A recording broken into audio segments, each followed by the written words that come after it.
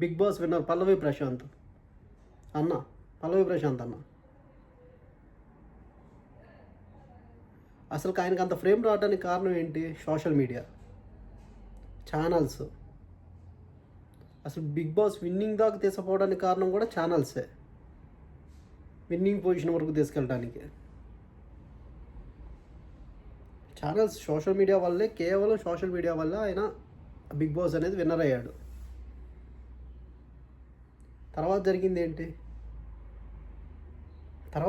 ఏంటి? ఆయనకు వచ్చిన ఫ్రేమ్కి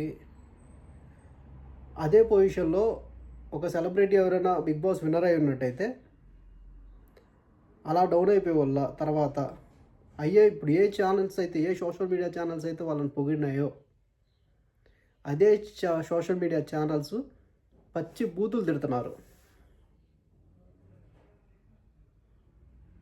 ఆయన చేసిన తప్పేంటి?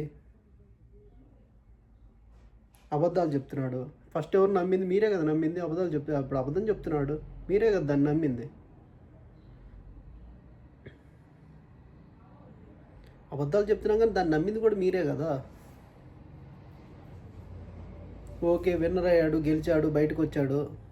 మీకు అక్కడ ఏం జరిగిందో తెలియదు, ఎలా జరిగిందో తెలియదు. ఆ విన్నర్ అయ్యి బయటకు వచ్చిన థర్డ్ డే నుంచి నెగిటివిటీ అనేది స్టార్ట్ అయిపోయింది ఆయన మీద. ఎలాంటి నెగిటివిటీ అంటే కొన్ని కామెంట్స్లో చూస్తే పచ్చి బూతులు తిడుతున్నారు, అమ్మ నా బూతులు తిడుతున్నారు. అంత నెగిటివిటీ క్రియేట్ చేశారు. ఎవరు క్రియేట్ చేశారు దాన్ని?